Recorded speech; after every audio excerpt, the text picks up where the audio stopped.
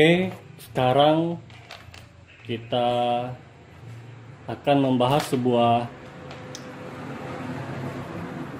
multimeter digital yang manual range.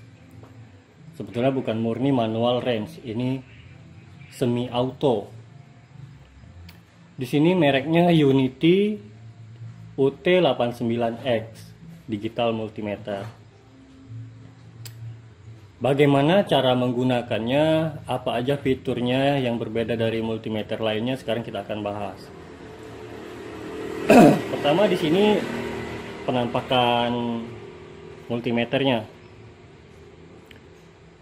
Ini layarnya besar dan ukurannya juga cukup besar. Di sini fiturnya, yang pertama di situ kita arah ke kanan. Ini NCV. Apa itu NCV? NCV adalah non contact voltage. Jadi untuk mengukur listrik di kabel ataupun di dalam tembok tanpa harus menggunakan probe. Lalu di sini ada voltmeter DC hingga 1000 volt. Di sini voltmeter AC hingga 1000 volt. Lalu frekuensinya berapa? Frekuensi listriknya, hertznya. Lalu di sini ada ampermeter AC hingga 20 ampere dan ampermeter DC juga hingga 20 ampere. Nah, ini juga kelebihan dari multimeternya, sanggup membaca hingga 20 ampere, sementara multimeter digital yang lain hanya sanggup di kisaran 10 miliampere. Lalu di sini ada pengukuran suhu Celsius dan Fahrenheit. Di sini dia menggunakan sensor K-tipe thermocouple. Bisa membaca hingga di atas 800 derajat Celcius. Lalu di sini ada frekuensi hertz dan duty cycle persen. Jadi hertz dan duty cycle ini fungsinya membaca berapa frekuensi dari PWM atau pulse width modulation, lalu duty cycle-nya berapa persen. Jadi ada pada posisi ini. Lalu di sini ada HFE membaca untuk transistor. Probe-nya ada di sini, kita tinggal colokin transistornya. Hanya saja karena dia terminalnya sekecil ini, yang bisa diukur hanya seperti BJT, transistor yang kecil.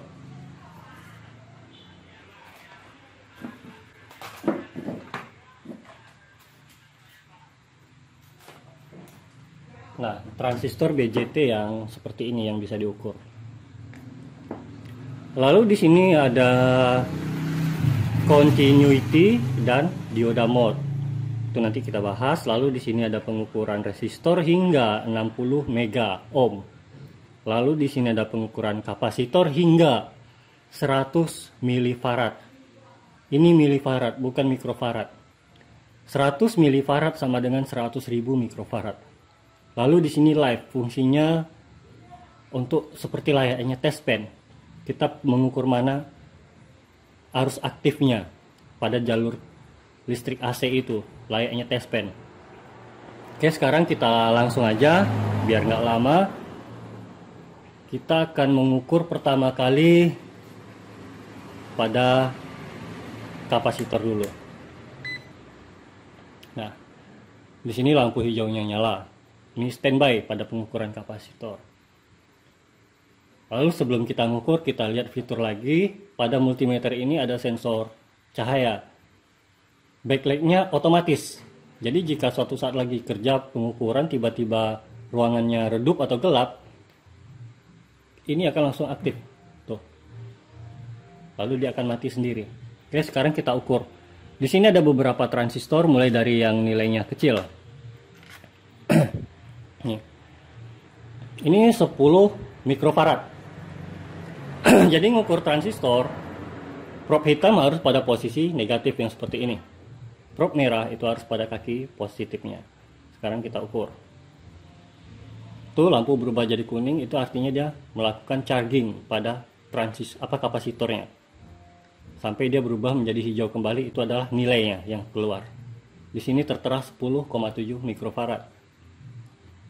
Oke, kita lanjut ke nilai yang 100 mikrofarad.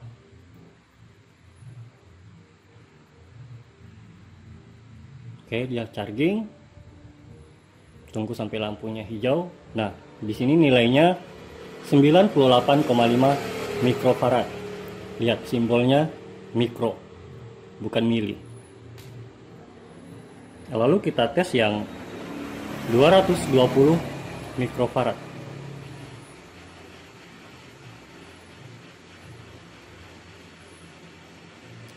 Pas 220 mikrofarad.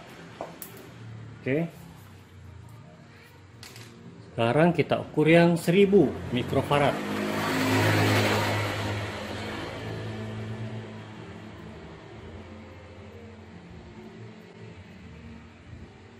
Di situ tertera 0,896 milifarad, bukan mikrofarad lagi. Berarti kalau sudah satuannya milifarad itu kita kurangi menjadi mikrofarad. Berarti kalau 0,9 milifarad sama dengan 900 mikrofarad. Karena 1 milifarad sama dengan 1000 mikrofarad. Di sini 0,9 berarti 900 mikrofarad. Kita ukur yang 4700 mikrofarad. Apakah kapasitor ini bagus atau tidak? Oke. Nah, lihat, dia sudah selesai melakukan charging, lalu lampu berubah menjadi hijau. Tapi di sini nilainya nanofarad, 0,155 nanofarad.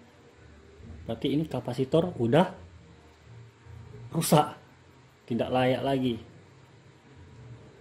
Kita coba kembali, kita ukur, kita discharge dulu, membuang isinya. Kita adu aja outputnya seperti ini. Lalu ingat, karena ini tegangannya kecil bisa diadu seperti tadi, tapi jika tegangan tinggi jangan coba-coba. Sekarang kita ukur lagi, dia charging.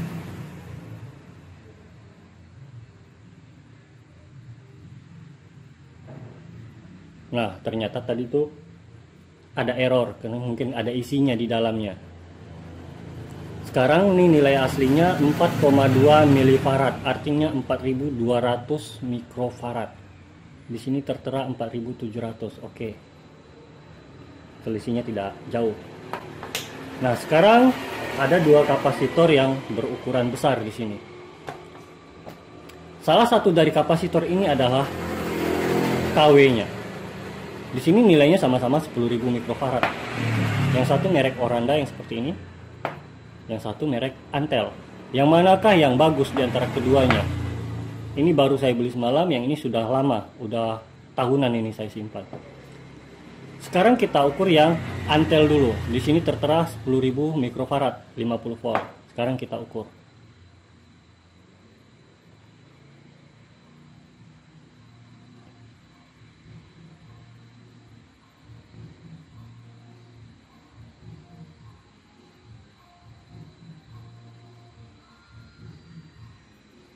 Tuh. Keluar nilainya 9,6 milifarad. Jika kita jadikan mikrofarad itu artinya 9.600 mikrofarad. Mendekati ke 10.000. Pasti ada selisih di setiap apanya pengukuran. Tapi ini masih bisa ditoleransi karena tidak mungkin pas 10.000. Sekarang kita bandingkan dengan yang merek Oranda. Di sini tertera 10.000 mikrofarad juga. Sekarang kita ukur apa betul. Oke, kita lakukan charging.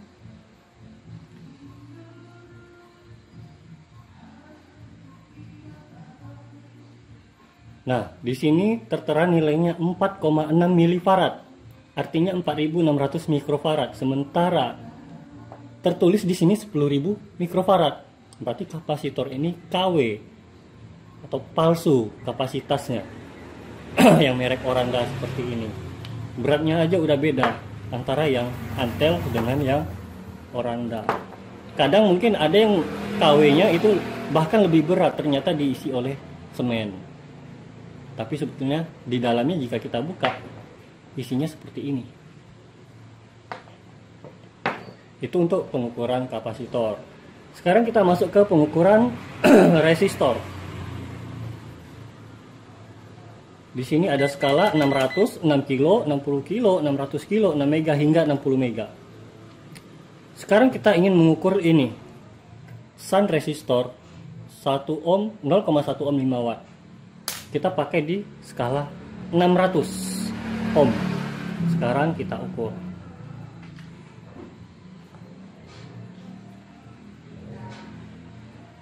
Oke.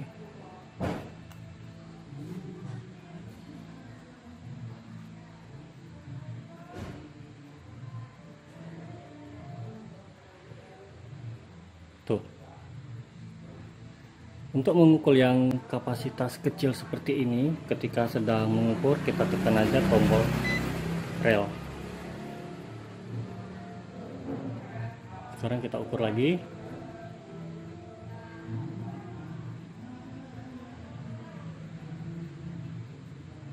Nah, di situ karena ini nilainya kekecilan, dia langsung ke 0, artinya nyambung langsung. Nah, coba lagi.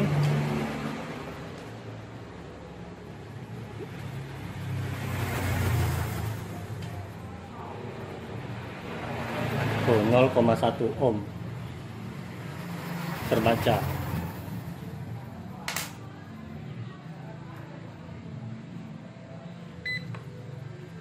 Sekarang kita ukur yang nilainya 3,3 ohm. Nih.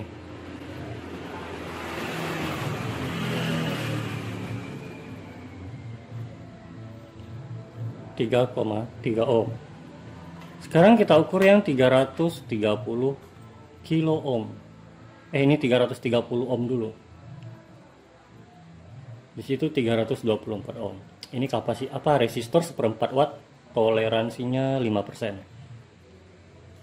Sekarang yang 330 kilo. Nah, di sini tidak ada respon karena skalanya yang kita set 600 ohm, sementara ini 330 ohm. Jadi kita set ini di 600 kilo. Nilai yang di set di multimeter harus lebih tinggi daripada nilai resistor yang akan diukur. Sekarang kita ukur lagi, tuh. Nah, di sini kenapa jadi 200? Kenapa? Karena tangan kita ada ISD. Jadi untuk mengukur resistor, jika skalanya sudah besar, usahakan jari kita ini tidak menyentuh ujung probe-nya. Tuh, 320. Tuh, 330,9 ohm. Itu untuk pengukuran resistor. Sekarang kita masuk ke HFE dulu. Saya tidak akan menjelaskan apa itu HFE, silahkan cari sendiri di Google, karena jika saya jelaskan akan panjang lebar, videonya jadi panjang. Sekarang kita tinggal colokkan. Ini kaki, ini tipenya NPN. Kaki basisnya ada pada tengah, emitor ada pada sebelah sini, dan kolektor ada sebelah sini. Berarti sekarang kita bikin dia seperti ini posisinya. Oh ya, betul tadi.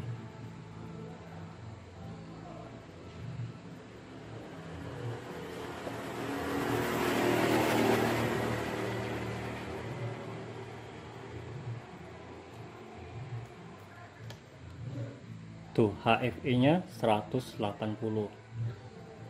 Keluar sini HFE, lalu nih simbolnya. Itu untuk transistor. Sayangnya hanya disediakan terminal seperti ini, tapi untuk transistor seperti ini tidak bisa. Kalau mau bisa untuk mengukur yang seperti ini, ya sambung kabel di sininya. Sekarang kita masuk ke bagian Celsius dan Fahrenheit. Ini tidak perlu saya jelaskan di sini karena pasti sudah paham, tinggal cabut probe awalnya ganti sama probe sensor suhunya di sini. Langsung tertera nilai suhu di sini berapa. Kita coba aja biar nggak penasaran. Ini probe sensornya, termokopelnya. Nah, jenisnya K-tipe. Sekarang kita buka dulu probe ininya. Sekarang kita masuk ke Celsius dulu. Usahakan posisikan selektornya terlebih dahulu baru masang ininya.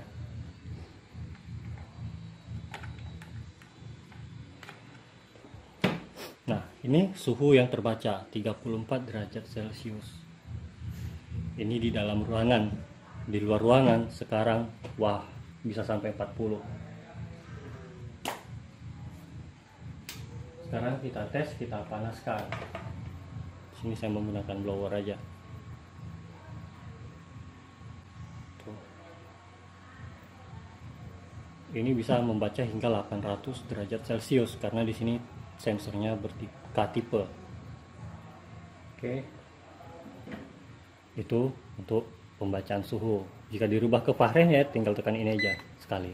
Itu Fahrenheit. Tekan lagi untuk Celsius.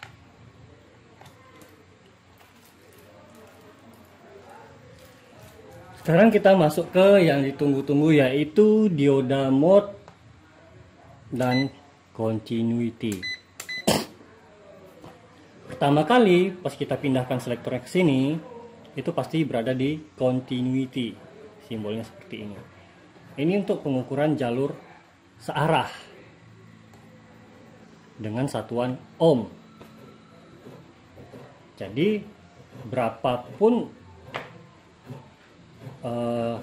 jika masih di bawah hambatannya itu 30 ohm, maka nih lampu hijaunya bunyi, lalu dia akan nampilkan tahanannya berapa. Tapi jika di atas jalur yang kita ukur tadi, yang kita ukur berdasarkan skema, harusnya jalur ini antara jalur A dan B ini ketemu, jalur yang searah. Tapi pas ketika kita ukur ternyata hambatannya di atas 30 ohm, maka di sini lampu merah akan menyala. Contohnya anggap seperti ini. Kita simulasikan dengan resistor yang 330 ohm aja. Tuh. Lampu merah yang menyala. Di sini tertera 320 ohm. Kenapa lampu merah menyala? Berarti jalur yang kita ukur itu udah tidak layak, sudah rusak. Padahal seharusnya jalur itu memang nyambung. Yang seharusnya nyambung seperti ini. Tapi gara-gara mungkin ada korosi atau apa, ataupun udah tidak bagus kualitas tembaganya, jadi dia punya hambatan yang tinggi. Makanya tertera lampu merah yang menyala, hambatannya tinggi, lalu buzzer tidak akan menyala.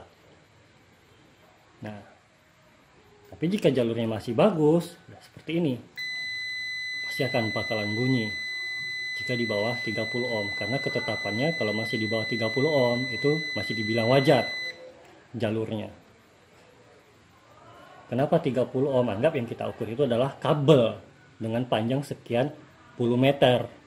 Itu pasti memiliki hambatan. Tapi jika jalur PCB yang kita ukur seperti ini, tidak akan tinggi hambatannya. Tuh. Seperti itu aja hambatannya. Sekarang kita masuk ke dioda mode. Banyak yang penasaran sama dioda mode soal. Di sini simbolnya dioda, satuannya volt, bukan ohm. Kenapa? Satuannya volt. Pada dioda mode, di setiap multimeter digital, pada probe merahnya itu mengeluarkan tegangan sebesar. Kalau di sini di multimeter Unity dia mengeluarkan sebesar 3 volt. Dan di multimeter digital lain bervariasi. Ada yang 2,5, ada yang 3,3, ada yang 3 volt. Nah, di sini 3 volt. Memang dia mengeluarkan 3 volt, tetapi dengan arus yang sangat kecil. Paling besar pun paling sekitar 100 mA aja arusnya yang keluar. Lalu apa fitur dioda mode ini? Apa yang diukur dia? Jadi contohnya seperti ini. Ini ada sebuah dioda. Sekarang kita ukur. Yang ada garis ini kaki katoda atau negatif, yang tidak ada garisnya ini kaki anoda atau positif. Jadi kita ukur sesuai kutubnya atau polaritasnya. Merah ke anoda atau positif, hitam ke katoda atau negatif. Tuh, lampu hijau nyala, di situ tertera 0,578 volt. Ini apa artinya 0,578 volt ini? Apakah tegangan forward atau tegangan maju yang dari anoda menuju katoda, atau itu tegangan sisa? Yang diukurnya di sini, yang nampil di sini, ini adalah tegangan sisa yang tidak dipakai oleh bebannya ini yang diukur. Jadi anggap di sini mengeluarkan 3 volt. Kita pasang begini. Di sini dioda ini memiliki pengurangan tegangan sebesar 0,578 volt. Kalau dia tidak memiliki pengurangan tegangan, maka jika kita ukur dioda mod, tuh, akan seperti ini. Nilainya 0 volt, tegangan ini dipakai semua. Yang bersumber dari multimeter ini dipakai semua, lalu lampu merah menyala peringatan. Tegangan itu 0 langsung habis dipakai sama yang diukur. Tidak ada sisa sama sekali. Jadi pada pengukuran dioda ini, yang nampil itu adalah tegangan sisanya dari semua tegangan yang disediakannya. Berarti kalau ini tegangan sisanya, berarti dioda ini memiliki pengurangan sebesar 0,578 volt. Makanya tidak habis. Itu adalah sistem pengukuran pada dioda mod. Ini adalah dioda reguler. Pengurangannya sebesar 0,578. Sekarang kita ukur pada dioda Schottky seperti ini. Apa bedanya dioda reguler dengan dioda Schottky? Sekarang kita ukur. Dioda Schottky ada yang bentuknya seperti ini, ada yang bentuknya seperti ini. Kalau yang seperti ini, anodanya berada pada posisi ini. Anoda, yang tengah katoda, yang di sini anoda. Ini MBR 30-100. Artinya arus yang bisa lewat dari anoda ke katoda itu 30 ampere dengan tegangan maksimal adalah 100 volt. Sekarang kita ukur. Berapakah pengurangan tegangannya? Oke. Tuh, 0,2 volt. Pengurangan tegangannya sangat sedikit. Makanya dioda Schottky ini sering dipakai untuk proteksi pada rangkaian elektronika. Bukan dioda yang biasa dipakai sebagai proteksi. Nah, itu cara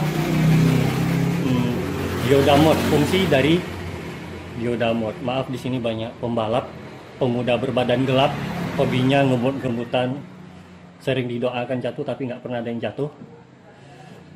Oke, kita lanjut. Sekarang di dioda mod ini kita coba melakukan pengukuran paralel pada rangkaian.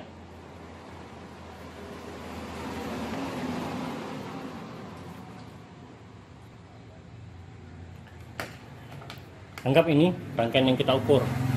Kita ukur pada jalur USB-nya aja, data plus, data minus. Jadi untuk pengukuran pada rangkaian seperti ini, untuk menentukan dia bagus atau tidaknya, lalu berapa nilai pengurangan tegangannya pada jalur itu, yang merah ini harus pada posisi ground. Jadi yang merah kita posisikan seperti ini, lalu yang hitam untuk bagian pengukuran di titiknya, titik ukurnya.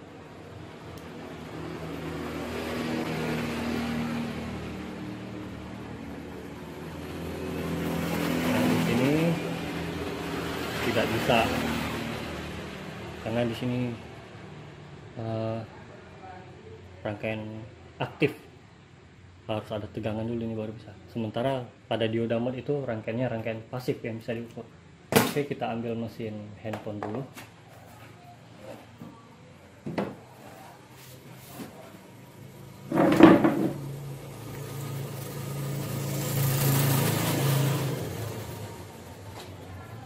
Oke, di sini ada sebuah mesin handphone Legend Oppo. Sekarang kita ingin contoh mengukur bagian SIM card, ada putus jalur atau tidak. Anggap aja kerusakannya SIM card. Tadi pada dioda mod merah posisikan pada ground, kaleng-kaleng ini ground ini. Bukan kaleng-kaleng Simael ya, tapi kaleng ini yang proteksinya ini ground. Sekarang kita letak salah yang probe hitam di sini. Nah, di sini dia langsung 0. Sekarang kita posisikan dia ke continuity, dia juga bunyi 0 juga nilainya. Bedanya apa? Di continuity jika dia 0 itu artinya itu memang jalur yang nyambung langsung, tidak ada hambatan sama sekali, lampunya hijau. Pada dioda mode kita ukur begini, dia 0, ini artinya memang jalur ini langsung nyambung dan tegangan yang disediakan oleh probe merah ini habis terpakai. Yang disediakan oleh multimeter itu habis terpakai, makanya 000 volt, tidak ada sisa. Nah, jika pada dioda mode kedapatan seperti itu artinya jalur itu memang langsung nyambung. Itulah bedanya unity sama yang lain. Pada dioda mode dia bisa berfungsi sebagai pengukuran seri juga jika jalur itu memang nyambung, buzzernya tetap bunyi.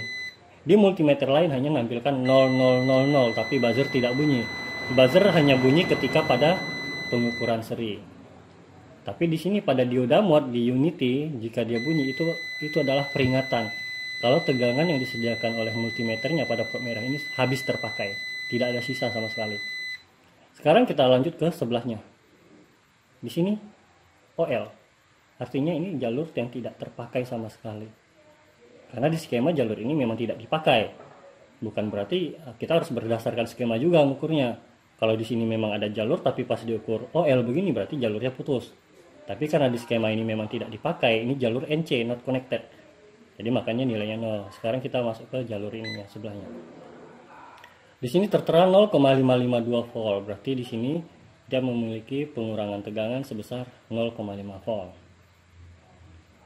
Lalu di sini sama 0,519 dan pada di sini juga sama 0,519. Lalu bagian tegangan kerja di sini pengurangan tegangannya sebesar 0,607 volt. Nah, jika kita ukur seperti ini berarti jika masih ada nilai seperti ini berarti jalur ini masih terhubung ke rangkaian yang lainnya, rangkaian chipnya, IC-nya masih terhubung dengan bagus. Tuh. Jadi masih terhubung dengan bagus seperti ini. Sekarang kita ukur jalur yang lain, contoh jalur ini on off. Di sini kosong. Di sini tuh.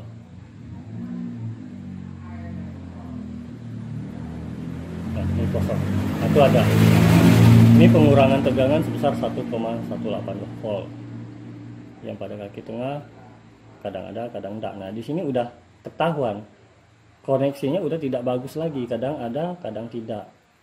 Harus ditekan kuat-kuat baru ada nilainya.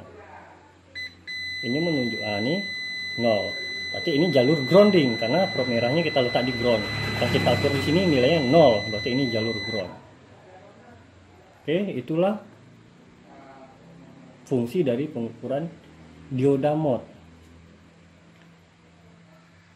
Untuk melakukan pengukuran pada komponen, pengurangan tegangannya berapa, lalu pengukuran jalur pada handphone, jalurnya masih bagus atau enggak, terus nilai pengurangan tegangannya berapa. Jadi pada dioda mode ini itu bukan nilai hambatan dalam yang diukur, tapi nilai pengurangan tegangan yang akan tampil di sini. Nah, nilai pengurangan tegangan itu, kenapa kok ada pengurangan tegangan? Ya karena yang kita ukur itu punya hambatan. Itu baru hambatan dalam, cuman yang ditampilkan pada layar itu bukan nilai hambatan dalamnya, tapi nilai pengurangan tegangannya. Berapa volt tegangan itu berkurang bersisa.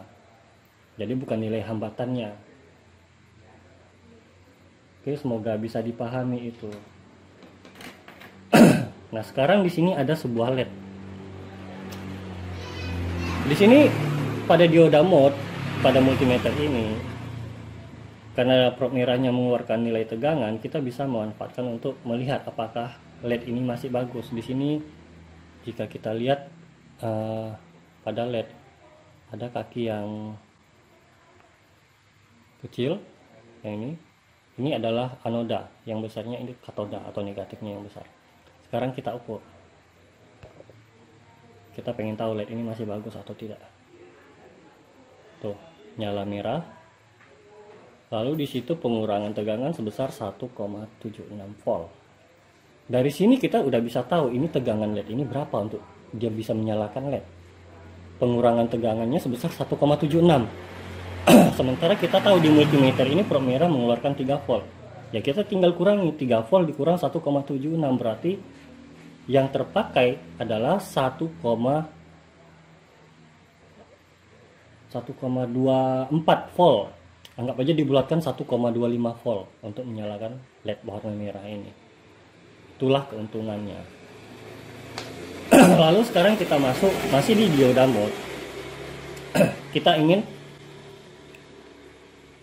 mengukur ini transistor ini bagus atau enggak, lalu dia bertipe NPN atau PNP. Anggap saja saya tidak tahu ini bagus atau tidak, lalu tipenya ini NPN atau PNP. Caranya pada dioda mode ini menjadi ground, ini menjadi positif. Ya kita tinggal sesuaikan aja. Pertama intinya ada pada kaki basis transistornya dan kaki kolektor emitor. Jadi pada salah satu probe ini kita letakkan di kaki basis. Yang mana basis? Jika transistornya seperti ini, yang ini basis, yang tengah ini kolektor, yang pinggir sebelah sini ini emitor. Sekarang kita anggap aja kita nggak tahu, kita letakkan aja yang di basisnya tuh probe hitam dulu. Berarti basisnya kita suplai negatif nih ceritanya. Lalu kita letak yang probe merahnya pada bagian emitor. Tuh, tidak ada nilai. Berarti transistornya belum aktif, tidak bisa aktif. Pada kaki kolektor juga tidak bisa aktif. Berarti coba kita balik sekarang. Kita suplai kaki basisnya dengan tegangan positif, probe merah. Lalu pada kaki emitor kita kasih negatif, probe hitam. Di situ tertera pengurangan tegangan 0,6 volt. Pada kaki kolektor juga sama. Berarti di sini udah ketahuan transistor ini berjenis NPN. Kenapa NPN? Karena transistor NPN butuh tegangan positif pada kaki basis baru dia bisa bekerja. Di sini basisnya kita kasih positif baru ada nilai. Berarti dia sudah kerja ini. Berarti dia NPN. Nah sekarang ini masih bagus atau tidak ceritanya. Untuk mengetahui ini masih bagus atau tidak, ya kita tinggal ukur dari kolektor menuju emitor. Tidak boleh ada nilai sama sekali. Nah, tuh, tidak ada nilai. Ingat, pada pengukuran seperti ini, kaki basisnya jangan dipegang. Tuh. Tuh, tidak ada nilai. Kita balik juga sama.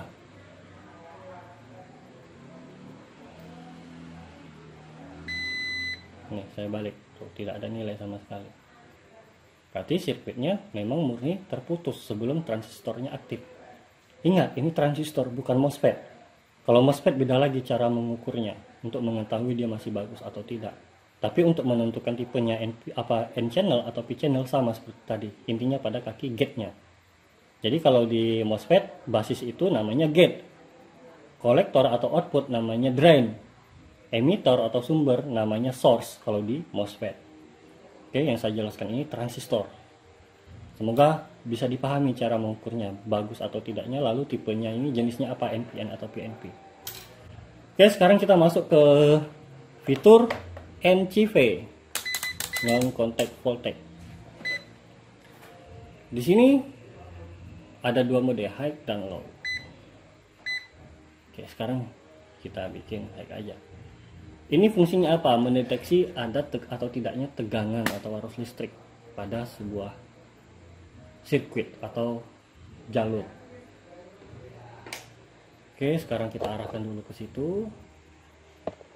Di sini ada gagang solder. Kita pengen lihat ini ada arusnya yang atau tidak.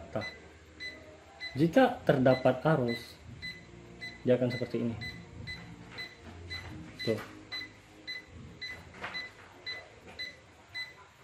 Sekarang pada bagian blower kita geser lagi biar kelihatan. Ini selang blower kita ukur. Jika makin kencang berarti itu makin dekat jaraknya. Tuh.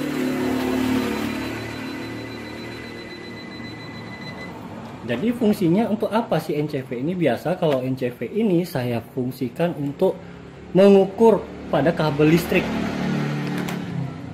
Jadi tiba-tiba cok sambungnya tidak fungsi, udah di sumbernya udah kita colokin, tapi pada bagian ujung sambungannya itu kita colokin beban seperti TV atau yang lain, kok tidak ada respon. Bisa jadi kabel kualitasnya nggak bagus, tertekuk sedikit patah. Nah kita daripada repot kupas sedikit lalu ukur nyambung atau enggak, kupas sedikit ukur nyambung atau enggak. Jadi manfaatkan NCV. Kita tinggal ngukur dari sumbernya, dari colokan yang seperti itu. Dari colokan seperti itu menuju ke sana, di mana putusnya. Anggap pada putusnya ada pada bagian tengah. Jadi kita tinggal potong bagian tengah. Kita nggak perlu lagi kupas dari ujung ukur masih nyambung atau enggak, kupas ini masih nyambung atau enggak. Itu bakalan menghabiskan waktu. Jadi manfaatkan NCV, kita tinggal tahu. Jika masih ada arusnya, itu pasti bakalan bunyi, lampu pasti bakalan nyala. Tapi jika dari bunyi tiba-tiba dia mati, nah disitulah dia putus kabelnya. Jadi itu yang bisa dimanfaatkan oleh fitur NCV ini. Dan ini bisa mendeteksi ada atau tidaknya arus listrik di dalam tembok itu. Kita tinggal tempelkan aja. Ini sensor NCV-nya ada pada bagian ini. Tuh.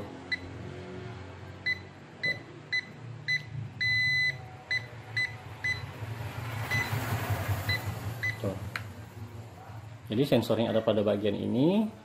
Kita tinggal tempelkan di tembok. Jadi kita tahu, misalnya kita mau bobok tembok, mengelubangi tembok, mau dipahat temboknya.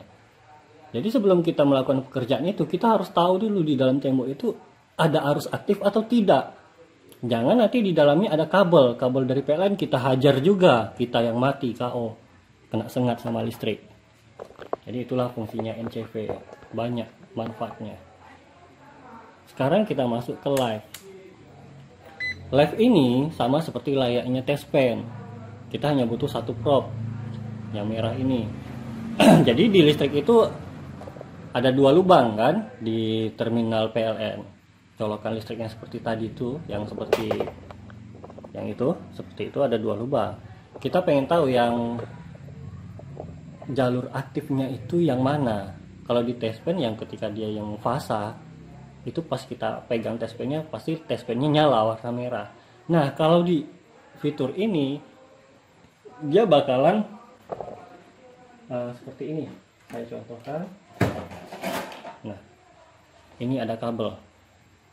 Sekarang kita pasang di ini, PLN-nya ada di sini. Ini grounding. Jadi sekarang saya pasang di sini. Nah, lampunya kedip merah. Kedipnya normal gitu kan. Ada temponya pas gitu. Ini adalah fasanya, ya aktifnya. Lalu yang netralnya itu yang mana? Sekarang kita pindah ke sebelah. Tuh. Tidak peraturan seperti itu, ngacak. Cepat, terlalu cepat. Itu menandakan ini adalah netralnya. Jadi yang aktifnya itu yang seperti ini. Tuh. Oke, semoga bisa dipahami. Jadi itu aja sekilas fitur pengukuran yang terdapat pada multimeter Unity UT89X ini. Cukup puas. Lalu di sini juga bodinya ini karet yang sangat tebal. Ini juga solid, ini plastiknya. Beratnya juga lumayan. Di sini ada lampu. Untuk nyalakan lampunya kita on-kan aja di posisi manapun. Lalu kita tekan hold. Tuh. Untuk matikannya tekan hold lagi.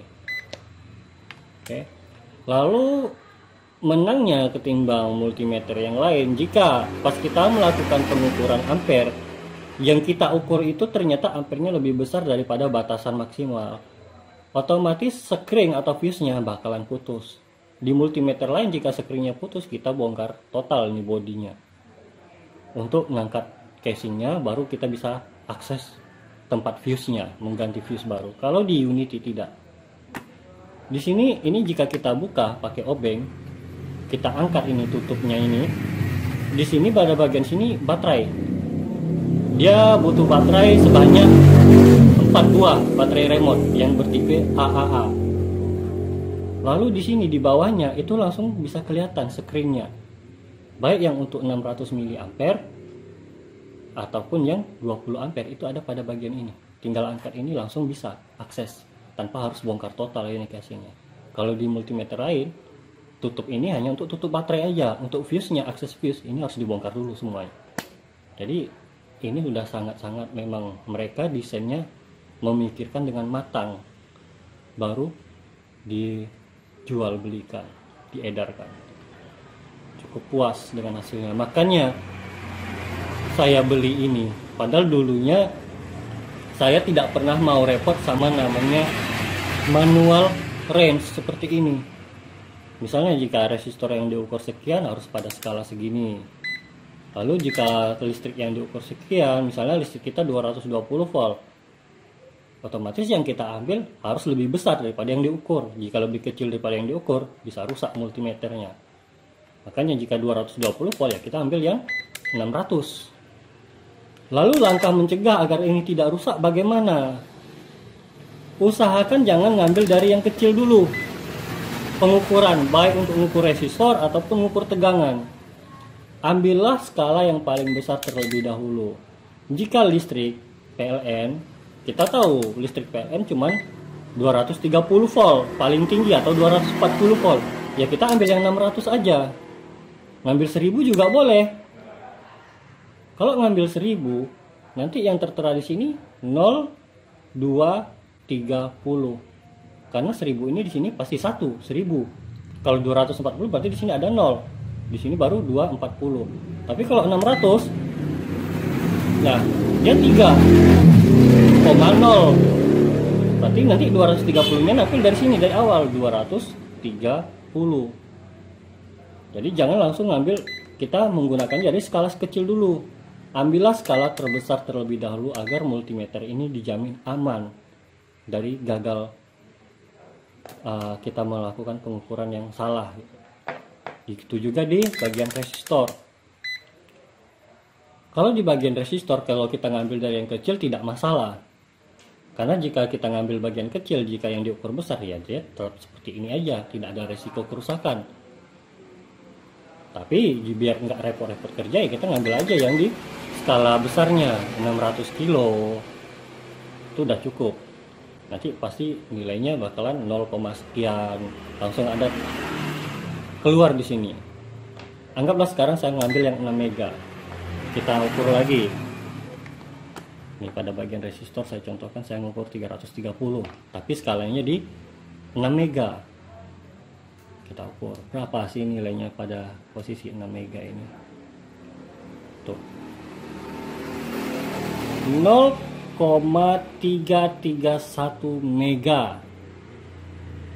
Ingat, 1 mega itu 1000 kilo. Kalau di sini 0,332 berarti itu nilainya ratusan. Berarti 332 kilo ohm. Sekarang kita ambil yang 600K. Kita ukur.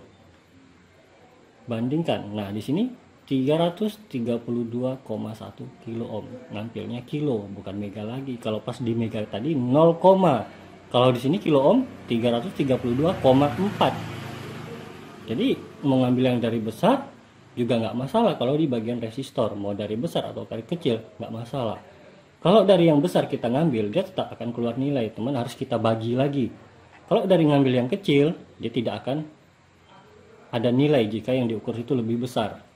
Tapi pada bagian tegangan, karena kejadian dulu banyak yang salah, over limit yang diukurnya, sebaiknya ngambil yang besar terlebih dahulu. Jangan pernah memilih dari yang kecil, karena tegangan itu sifatnya fatal jika salah melakukan pengukuran.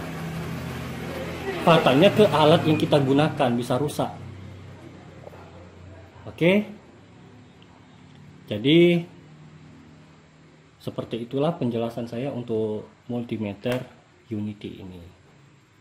Jika ada yang berminat, tertarik dengan multimeternya, ya silahkan cari di Tokopedia, banyak yang jual, di Lazada juga banyak yang jual.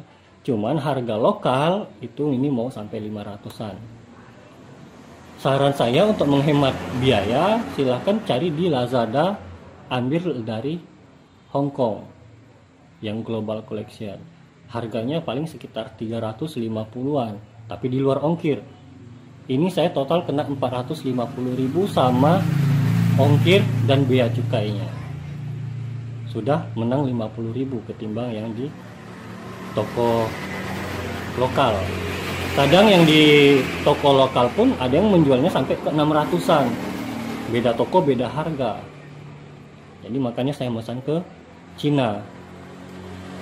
Dan kalau memesan ke Cina, harap sabar karena ini 3 minggu lebih ini barang ini baru sampai. Hampir sebulan ini baru nyampe. Baru semalam nyampainya. Makanya baru sekarang saya bikin video reviewnya. Oke, semoga bisa dipahami. Cukup sekian dan terima kasih.